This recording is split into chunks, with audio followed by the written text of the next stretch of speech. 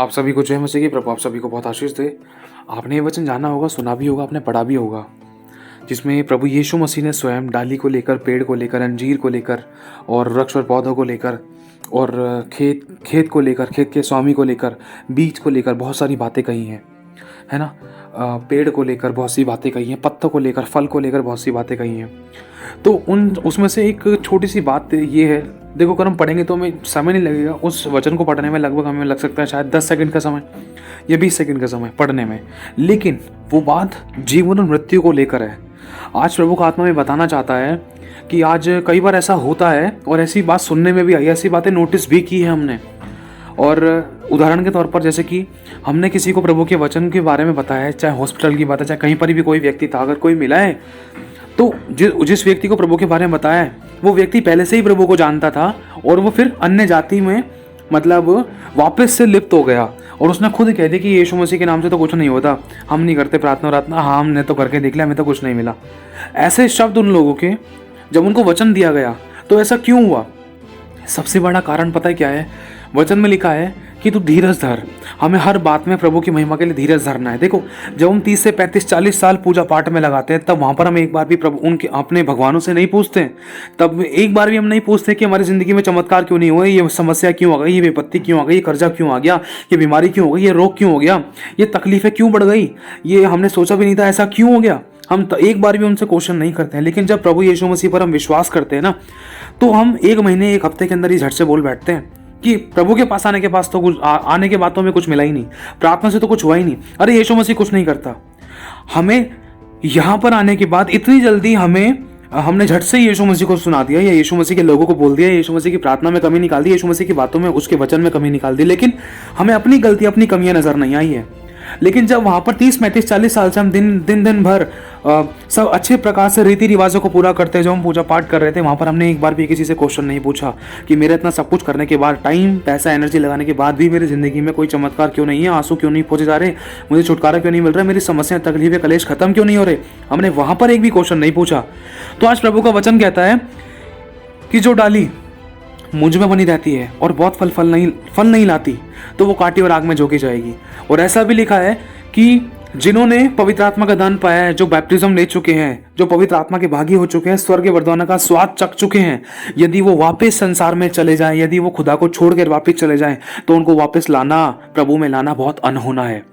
ये बहुत भयानक बात है उस व्यक्ति के लिए जो खुदा को जानने के बाद दोबारा से संसार में लिप्त हो जाता है। ये एक तरीके का अधूरो सुधार वाली भी बात आप लोगों ने जानी होगी, सुनी होगी, समझी भी होगी अगर हम पढ़े नए नियम में, कि एक व्यक्ति था जब उसको दुष्ट आत्मा से आज़ाद किया गया तो वो दोबारा से पाप में लिप्त हो गया। लेकिन उसने अपनी कमियों को नहीं पकड़ा, वरन उस व्यक्ति ने अपने पाप में लिप्त होने के कारण अपने अच्छे होने को, अपने भले होने को धन्य ना जानकर, खुदा की महिमा ना करके, वरन खुदा की महिमा को भी चुराया, वरन वो किया जो परमेश्वर की दृष्टि में बुरा था। हालांकि ठीक हो गया, सब प्रकार से उसने आज़ादी पाली, लेकिन दोबारा से उन चीज़ों में लिप्त हो गया, जिसके कारण उसको दुष्ट आत्मा ने और घेर लिया और खुदा से हमेशा के लिए दूर हो गया। हम इस बात को पढ़े, जाने और समझे तो इसमें गलती हमारे प्रभु परमेश्वर की नहीं है, क्योंकि प्रभु ने तो स्वयं जीवन और मृत्यु की बातें हमारे सामने रख दी है। तब भी हमसे यही कहा है कि बेटा मैं तो तुझसे कहता हूँ कि तू जीवन ही को चुन। अगर हम चाहें तो पुराने नियम में पढ़ सकते हैं। लेकिन एक बात प्रभु का आत्मा में यहाँ पर कहता है कि जो डाली मुझ में बनी नहीं रहती, वो काटी और आग में झोंकी जाएगी। बने रहने का मतलब देखो ये है, उदाहरण के तौर पर समझना। देखो विश्वास करना थोड़ा सा आसान है, विश्वास में बने रहना थोड़ा सा मुश्किल है। विश्वास करते हैं तो समझ नहीं आता है, जब विश्वास में चलते हैं तो नजर नहीं आता है। इसे विश्वास कहते हैं। विश्वास वो है जो हमें दिखाई नहीं दे रहा, उस चीज को हाँ कहकर पुकारे, उसे विश्वास कहते हैं। जैसे लोगों को दिखाई दे रहा है कि वो इंसान बीमार है, लेकिन अगर मैं विश्वास करता हूँ यीशु मसीह पर, तो वो इंसान मेरे को बीमार नहीं, वो बिल्कुल ठीक ठाक दिखाई देगा। यही नजरिया होता है विश्वास का, इसे ही कहते हैं विश्वास। लोग कह रहे नहीं हो सकता, लेकिन मेरे अंदर प्रभु यीशु मसीह की सामर्थ्य के द्वारा मैं यीशु मसीह पर विश्वास करता हूँ। प्रभु का वचन कहता है कि जो मनुष्य से नहीं हो सकता वो परमेश्वर से हो सकता है। मैं विश्वास करने के द्वारा उस काम को होते हुए देख रहा हूँ, होने की एक विश्वास की घोषणा करता हूँ, भविष्यवाणी करता हूँ कि होगा। लोग कह रहे नहीं हो सकता, लेकिन मैं ये विश्वास करता हूं कि वो जरूर होगा, क्योंकि परमेश्वर उसको करेगा। इसी कहते हैं विश्वास। और जो इंसान विश्वास में बना नहीं रहता ना, वो उसकी नैया डूब जाती है या वो भटक जाता है। और शैतान कहीं ना कहीं किसी ना किसी तरीके से, किसी अपने के द्वारा, किसी रिलेटिव के द्वारा, किसी घर के व्यक्ति के द्वारा, किसी बाहर के व्यक्ति के द्वारा, किसी दोस्त के द्वारा, किसी रिलेटिव, किसी रिलेशंस के द्वारा, या किसी भी ऐसे लोगों के द्वारा एक विश्वासी को और भटका देता है। अरे तू तो यीशु के पास चला गया, देख तेरे तो तब भी काम नहीं हुए, तू क्यों चला गया, तूने अपने पितरों को छोड़ दिया, अपने भगवानों को छोड़ दिया, अपने देवी देवताओं को छोड़ दिया। लेकिन इंसान ये नहीं देखता है कि जब उनको पकड़ के रखा तब हमारी जिंदगी में क्या हुआ।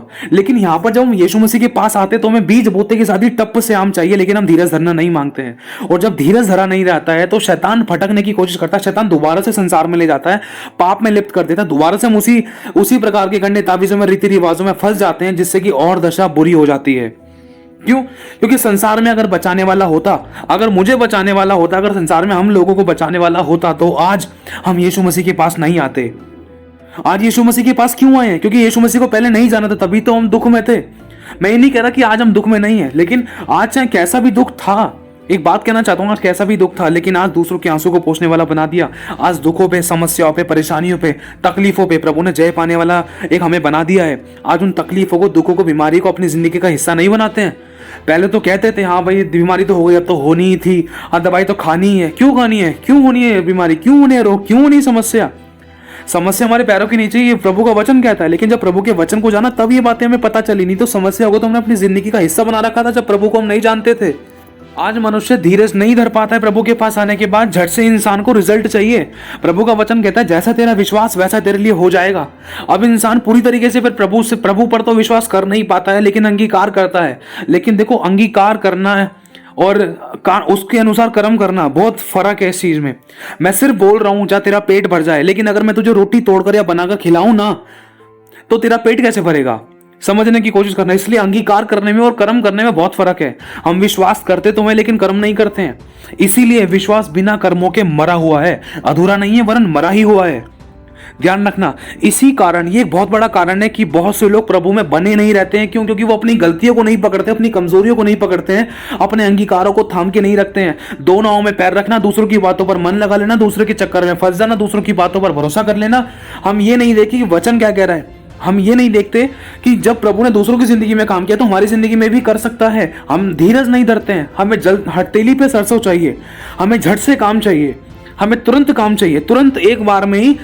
हम तो बस ऐसा सोचते हैं कि यीशु मसीह नाम की एक मशीन है या कोई जादू की छड़ी है, उसके अंदर अपने सामान को डालो, उस मशीन को घुमाओ या वो जादू की छड़ी घुमाओ, झट से हमारा प्रार्थना का उत्तर आ जाएगा। ऐसा नहीं है, ऐसा नहीं है। देखो, हमें अपने हिस्से का काम करना जरूरी है। प्रभु तो अपने हिस्से का काम करता है, ताली दो हाथ से बजती है। प्रभु ने कहा तू एक कदम बढ़ा। आज हम एक कदम बढ़ाने के बाद दूसरे कदम की तो इच्छा ही नहीं रखते हैं। एक कदम बढ़ाने के बाद भी कई बार ऐसा होता है कि एक कदम बढ़ाने से पहले ही हम पीछे मुड़ जाते हैं। कई बार अगर बढ़ा भी लेते हैं तो वहां पर स्थिर नहीं रह पाते हैं। बढ़ाने का मतलब है प्रभु पर विश्वास करने के लिए आगे बढ़ना और उसको जानना और उसको खोजना और धीरज धरना। धीरज धरना जरूरी है। आज हमारे अंदर धीरज नहीं है, जब तो इंसान प्रभु को जानने के बाद भटक जाता है, जब तो इंसान दर दर की ठोकरें खाता है। आज इंसान धीरज नहीं धर रहा है, आज इंसान धैर्य नहीं धर रहा है, संयम नहीं है इंसान के अंदर। एक विश्वासी के अंदर संयम नहीं है, जब तो वो भटकता है, जब तो उसकी प्रार्थना को उत्तर नहीं मिलता, जब तो उसको आशीष पाने में समय लग रहा है, जब तो उसको छुटकारे नहीं हो रहे हैं। क्यों? क्योंकि धीरज नहीं है। आज इंसान कभी मनुष्य की ओर ताक रहा है, कभी अगुओं की ओर ताक रहा है, कभी अभिषिक्तों की ओर ताक रहा है, कभी गंडे ताबीज वालों की ओर, कभी मंदिर झाड़फूक तंत्र मंत्र विद्या की ओर ताक रहा है। धीरज नहीं धर रहा है। हमें यीशु मसीह के पास आने के बाद झट से चमत्कार चाहिए। लेकिन जब पहले हमें झट से चमत्कार नहीं मिला, वहां पर हमने एक भी शब्द नहीं बोला, वहां पर हमने एक भी प्रश्न किसी से नहीं पूछा, वहां हमने कभी किसी पंडित से नहीं जाकर ये उसको स्ट्रांगली नहीं बोला। यहाँ पर हम झट से, अगर हल्का थोड़ा समय भी लग जाए प्रार्थना का उत्तर मिलने में, झट से हम तो बोल देता मैं चर्च नहीं आऊंगी, मैं चर्च नहीं आऊंगा, अरे मैं नहीं आ रहा चर्च, यीशु तो कुछ करता ही नहीं है।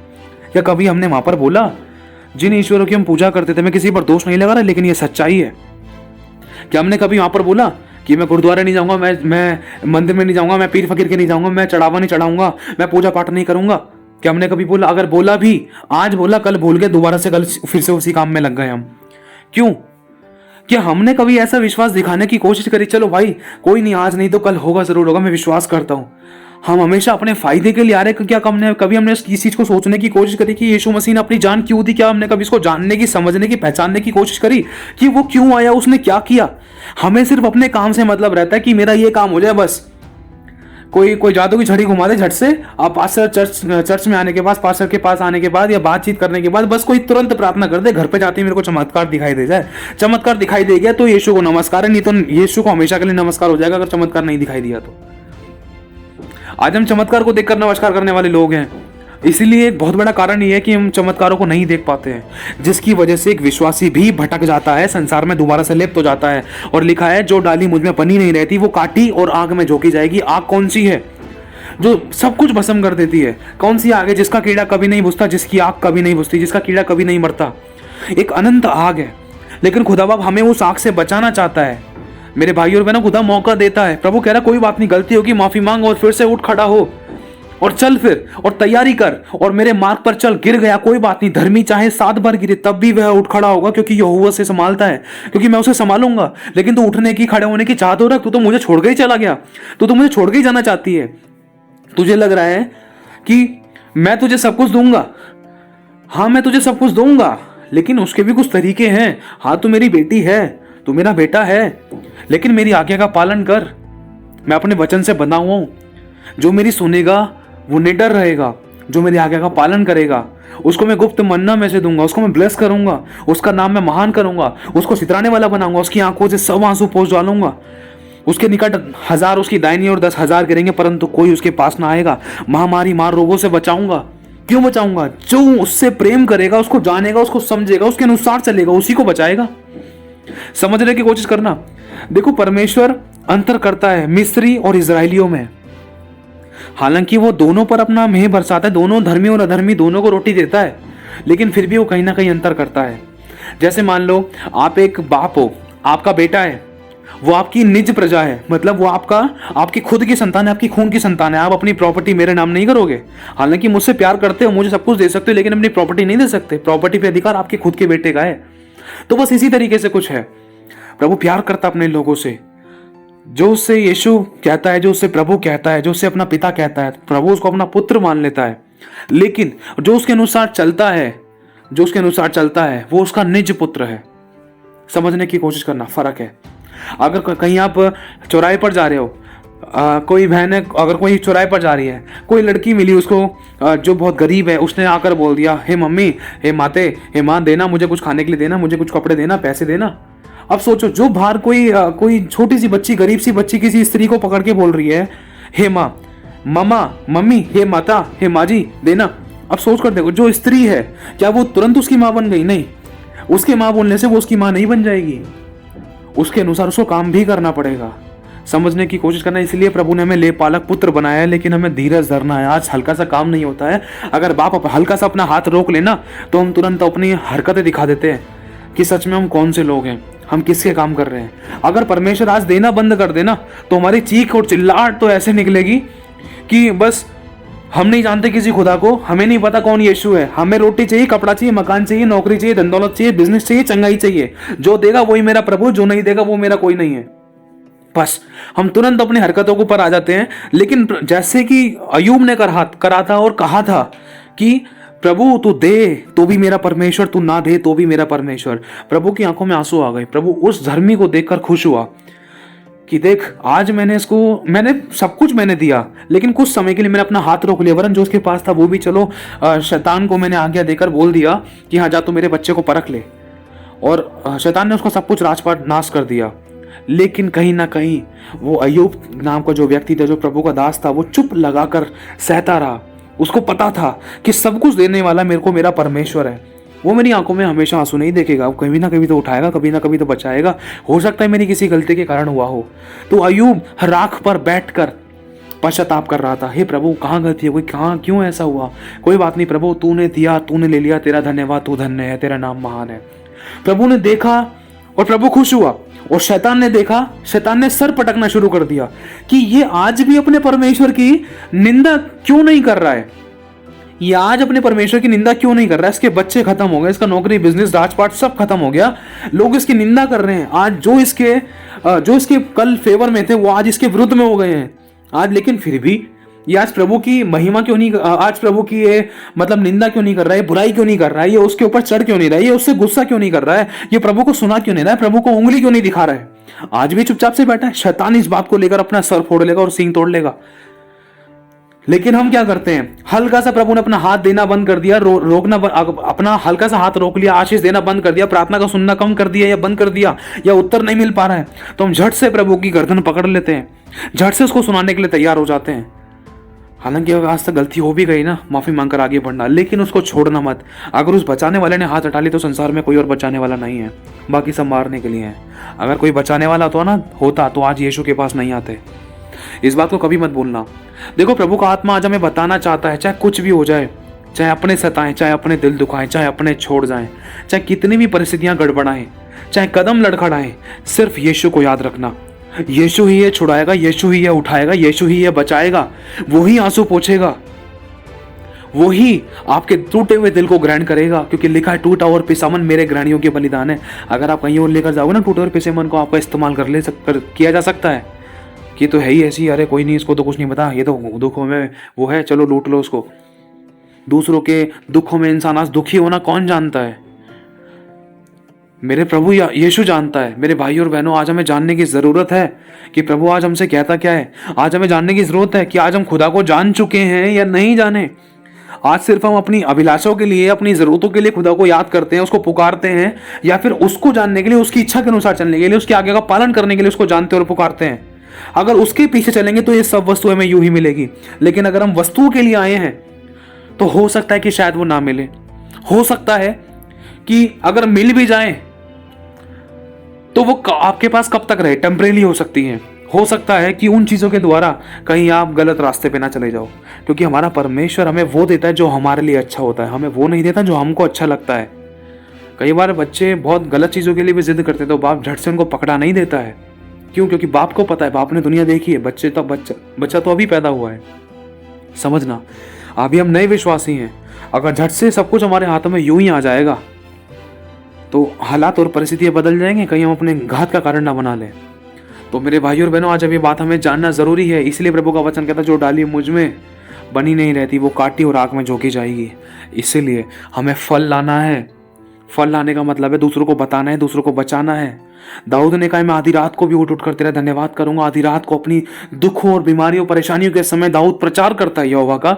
दाऊद ने स्तुति करी है परमेश्वर की, दाऊद ने आराधना की है, रोते रोते आराधना की है, दुखों में आराधना की है, खुशी में आनंदित हुआ है दाऊद। ऐसे नहीं बन के खुदा के कोई अभिषेक, ऐसे नहीं होते सच्चे विश्वासी।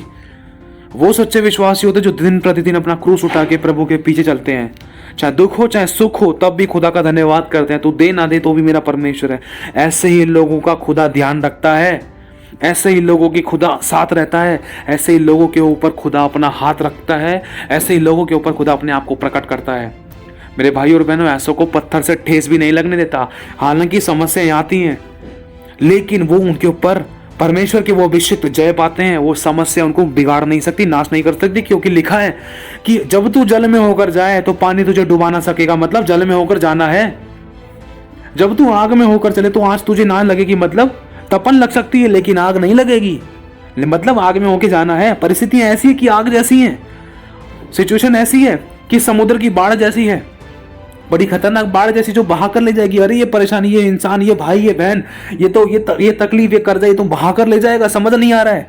लेकिन हम उस तकलीफ और समस्या के होते हुए क्या हम यीशु को पुकार रहे हैं, या आंसू बहाकर यीशु मसीह को ढूंढ रहे हैं, खोज रहे हैं, या फिर हम यीशु को छोड़कर वापस संसार में जा रहे हैं कि हमें नहीं चाहिए यीशु, हमें नहीं प्रार्थना करनी यीशु से, या बस हम हार मानकर खुदा को छोड़ दिया। हम कर क्या रहे हैं? जब पतरस पानी में डूबने लगा तो पतरस ने अपने चेलों को नहीं बोला कि आओ नाव में से रस्सी फेंको, जल्दी से मैं डूब रहा हूं। नहीं, पतरस ने तुरंत यीशु को बोला, क्योंकि यीशु मसीह ही उसको छुड़ा सकता था, बचा सकता था। और यीशु मसीह को जैसे उसने पुकारा, क्या कहा? प्रभु मुझे बचा। जब वो डूब रहा था, लिखा है ना, पानी में जब तू जाए तो वो पानी तुझे डुबा ना सकेगा। पतरस का हाथ यीशु ने थाम लिया और उसको उसी समय उठाकर खड़ा कर दिया और पानी पर चलाया। वो है मेरा यीशु। बस बात सारी है कि क्या हम धीरज धर रहे हैं, या अपनी परिस्थितियों को देखकर, समस्या को देखकर हार मान रहे हैं, या खुदा को छोड़कर जा रहे हैं, या हम उसमें उन समस्या को लेकर बने हुए हैं। चाहे कैसी भी परिस्थिति है, मुझे पता है कि मेरा यीशु मुझे आजाद करेगा, चंगा करेगा, छुटकारा करेगा, बरकत देगा, आजादी देगा, आशीष का कारण बनाएगा, मेरे आंसू को पोंछेगा, मेरे रिश्तों को अच्छा करेगा, मेरे काम धंधे में बरकत देगा। या हम बस इस बात को पकड़े हुए हैं? अगर आज हम इस बात को पकड़े हुए कि मेरा यीशु ही है, मेरी जिंदगी में सब कुछ करेगा, कोई बात नहीं, आज दुख है लेकिन हमेशा नहीं रहेगा, क्योंकि मेरा यीशु मेरे दुखों में दुखी होता है। क्योंकि मेरा यीशु, उसका वचन कहता है कि जो दिनों रात मेरी दुहाई देते हैं, मैं तुमसे सच सच कहता हूं, मैं उनका न्याय तुरंत चुकाऊंगा। मेरे भाई और बहनों, आज बात सारी ये है कि आज हम यीशु का पल्लू पकड़े हुए हैं, चाहे वो दे ना दे, या फिर आज हम खुदा के पास अगर कुछ मिल नहीं रहा है और धीरज भी नहीं धरा जा रहा है और हम छोड़ के जा रहे हैं, या फिर हम ऐसा कर रहे हैं, बताओ। आज हमें जानने की जरूरत है। अगर आज हम गलत है तो प्लीज धीरज धरो, प्रार्थना करो और दृढ़ता से प्रार्थना करो कि वो तुम्हारी प्रार्थना को सुनकर, तुम्हारे आंसू को देखकर, तुम्हारे सिसकने को देखकर बेचैन हो जाए और वो स्वर्ग को झुकाकर उतर आए, तुम्हारी प्रार्थनाओं में वो दम आए। आत्मा तुम्हारे अंदर प्रार्थना करेगा जब परिस्थितियां डावाडोल होती हैं, जब वो तोड़ती हैं और बिखार देती हैं आपको, या मरोड़ देती हैं, या डुबाती हैं आपकी परिस्थितियां, आपकी कलेश, आपकी समस्या, आपकी तकलीफें, ऐसी ऐसी ऐसी सिचुएशंस आपकी जिंदगी में उठती हैं जो आपको तोड़ती हैं और मरोड़ती हैं, कहीं का नहीं छोड़ती। उस समय ज्यादा अच्छे तरीके से आत्मा आपके अंदर आकर बयां से बाहर होकर प्रार्थना करता है, और वो प्रार्थना पिता तुच्छ नहीं जानता, तब वो आपके लिए मार्ग निकालता है। लेकिन उन परिस्थितियों के होते खुदा बाप आपको मजबूत कर रहा होता है, लेकिन हम इस बात को समझ नहीं पाते और उसको छोड़ के चले जाते हैं कि यीशु तो कुछ करता ही नहीं है, यीशु की प्रार्थना करवाई उससे तो कुछ फायदा नहीं हुआ, यीशु के नाम से तो कुछ होता ही नहीं है, अरे तो सब ढोकलेबाजी है, झांझलेबाजी है, ये तो ऐसी है। हमने स्वाद चखा ही नहीं है। असल में तो हमने फल को हाथ लगाकर वापिस आ गए, लेकिन हमने फल को हाथ में लेकर चखा नहीं है। ये सच्चाई है। हमने देखा देख कर लिया, हमने उसको खोजा नहीं है, हमने उसको जाना नहीं है, हमने उसको समझा नहीं है, हमने सिर्फ उसको देखा है। समझना, हमने सिर्फ ये जाना है, हमने फिर सिर्फ ये जाना है कि यीशु मसीह के नाम से चमत्कार होते हैं। हमने ये नहीं जाना चमत्कार होने का तरीका क्या है, कैसे होते हैं, क्या करना पड़ता है, हमारे हिस्से का क्या काम है, प्रभु के हिस्से का क्या काम है, उस चमत्कार को हम कैसे देख सकते हैं, हम अपने हिस्से का काम कैसे करें, क्या करें। हम ये नहीं देखते हैं कि हम आज्ञा पालन में है या नहीं है, हम ये देखते हैं कि यीशु ने काम नहीं करा। हम एक सिक्के के दो पहलू होते हैं। क्या हम अपने हिस्से का काम पूरा कर रहे हैं तो हम प्रभु से बोल सकते हैं, प्रभु देख मैंने झूठ नहीं बोला, चुगली नहीं करी, दोष नहीं लगाया, बुराई नहीं करी, कमी नहीं निकाली, गाली नहीं बकी, मैंने किसी प्रकार की कोई बुराई नहीं करी, कोई पाप नहीं किया, कोई गलतियां नहीं करी, देख फिर भी मेरी आशीष क्यों नहीं मिली है। समझना, हम उस समय बोल सकते हैं। लेकिन अगर हम गलतियां भी कर रहे हैं तब हम खुदा से बोल रहे हैं, तो हम क्या उम्मीद लगा सकते हैं कि खुदा में आशीष देगा। अगर हम अपनी गलती को मान रहे हैं, मैं कह रहा हूं रोज गिर रहे थे चाहे, अगर हम मान कर और छोड़ने के लिए इच्छा रखते हैं, पवित्र आत्मा की मदद मांगते कि प्रभु मेरी गलती को छोड़ने मेरी मदद सहायता करो, दोबारा से ऐसी गलती ना हो, चाहे रोज गिर रहे थे, तो प्रभु जरूर आपकी प्रार्थना का उत्तर देगा। क्यों? क्योंकि आपको अपनी गलतियां मालूम है। लेकिन जो अपनी गलतियां ही नहीं मालूम कर रहा है, जो अपनी गलतियों को ही नहीं पकड़ रहा, अपनी कमियों को नहीं खींच रहा है, अपनी कमियों को हटा ही नहीं रहा, अपनी कमियों को पकड़कर प्रभु के आगे प्रार्थना नहीं कर रहा है, वरन खुदा को दोष लगा रहा है कि तेरी प्रार्थना के द्वारा मेरा काम ही नहीं हुआ, मैं नहीं जा रही चर्च, मैं नहीं जा रहा चर्च, मैं प्रार्थना नहीं करूंगा, मैं विश्वास नहीं करूंगा, मैं प्रार्थना नहीं करूंगा, मैं किसी से बात नहीं करूंगा, मेरे को नहीं प्रार्थना करानी किसी से। आज हम अपनी गलतियों को नहीं देख रहे, वरन खुदा के दासों पर, खुदा के अभिषिक्तों पर, खुदा के कलाम पर, वचन पर, यीशु पर और पिता के आत्मा पर हम दोष लगाते हैं। आज हम अपनी गलतियां नहीं देख रहे हैं, आज हम उंगलियां उठाते हैं, कर्म बिना विश्वास मरा हुआ है। अरे जब दूसरे लोगों की जिंदगी में उसी प्रार्थना के द्वारा काम हो रहा है तो तुम्हारी जिंदगी में क्यों नहीं हो रहा है? जब दूसरों की जिंदगी में वो प्रार्थना के द्वारा काम हो रहा है, चमत्कार हो रहे हैं, छुटकारे हो रहे हैं, आंसू पोंछे जा रहे हैं, कर्जे माफ हो रहे हैं, बीमारियों से आजादी पा रहे हैं, लोगों की जिंदगी में बड़े बड़े चमत्कार हो रहे हैं, मांगने और सोचों से कहीं ज्यादा बढ़कर आशीषें मिल रही है, लेकिन मेरी जिंदगी में क्यों नहीं आ रही?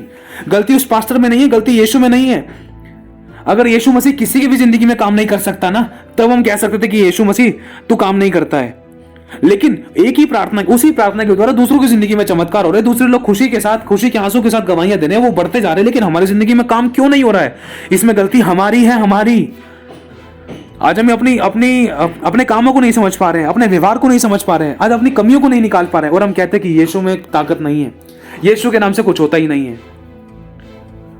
लेकिन अगर हम अपनी मैं में अड़े हुए हैं ना, तो प्रभु का वचन कहता है जो बार बार समझाए जाने पर भी हट करता है वो अचानक नष्ट हो जाएगा और उसका कोई भी उपाय काम ना आएगा। इसलिए आज प्रभु कहता है कोई बात नहीं, गिर गया, माफी मांगो और खड़ा हो, दोबारा से अपने कपड़े झाड़ और तैयार हो, दोबारा से वो दौड़ जिसमें तुझे मैं इनाम दूं। चाहे गिर गया कोई बात नहीं, मैं तेरी प्रार्थना का उत्तर दूंगा। प्रभु कहता है संकट के समय मुझे पुकार, मैं तुझे छुड़ाऊंगा और तू मेरी महिमा करने पाएगा। हमें उसको पुकारना है, हम संसार की और संसार को पुकार रहे, भाई को पुकार रहे, बहन को पुकार रहे कि वो मदद कर देगा, वो मदद कर देगी, तो प्रभु कहां से मदद करेगा? एक तरफ हम प्रार्थना करा रहे कि प्रभु तुम्हारे लिए अरेंजमेंट कर, एक तरफ हम प्रार्थना कर रहे हैं कि प्रभु तू मेरे लिए मुहैया कर, एक तरफ हम प्रार्थना कर रहे हैं प्रभु तू मुझे दे, लेकिन दूसरी तरफ हम मनुष्य की ओर ताक रहे हैं, तो प्रभु कहां से इसमें करेगा? ये तो दो नाव में पैर रखने वाली बात हो गई। अगर हम प्रार्थना कर रहे हैं तो मनुष्य की ओर क्यों ताक रहे हैं? अगर हम मनुष्य की ओर तो ताक रहे हैं कि वो मेरी हेल्प कर देगा, वो मेरी मदद कर देगी, उससे सलाह ले लो, इससे हेल्प मिल जाएगी, इससे धन मिल जाएगा, इससे तन मिल जाएगा, तो फिर हम प्रार्थना क्यों कर रहे हैं? पहली बात, हम अपने आप को ही नहीं समझ पा रहे हैं, और दोष हम प्रभु पर लगाते हैं, शैतान पर लगाते हैं कि शैतान ने ऐसा कर दिया तो प्रभु ने सुनना बंद कर दिया। लिखा है तेरे अधर्म के कामों के कारण, तेरी अपराधों के कारण मैं तेरी प्रार्थना नहीं सुनता, तेरे पापों के कारण मैंने तुझसे अपना मुंह छिपा रखा है। इसलिए स्मरण कर कि तू कहाँ से गिरा है, याद कर कि तुझसे कहाँ गलती हुई है, जिसके कारण मैं तेरी प्रार्थना नहीं सुनता। मैं अपने वचन से बंधा हुआ हूँ। आज मन फिरा और पहले के समान काम कर। मतलब प्रभु चाहता है हम बिल्कुल एक नए जन्माए बच्चे की तरह उसके पास आकर अपने आप को उसके सामने खोल कर रख दे। जो गलतियों को उसको भूल जाए, वो एक नई शुरुआत करे। प्रभु कहता है, देख मैं तुझे नया मन, नई आत्मा दूंगा, लेकिन हियाव बांध और दृढ़ हो जा, भय ना खा, तेरा मन कच्चा ना हो। तू मेरे पास आ, मैं तुझे उठाऊंगा, लेकिन धीरज धर, तेरी प्रार्थना का उत्तर तेरे निकट है। प्रभु आशीष दे आप सभी को। जय मसीह की।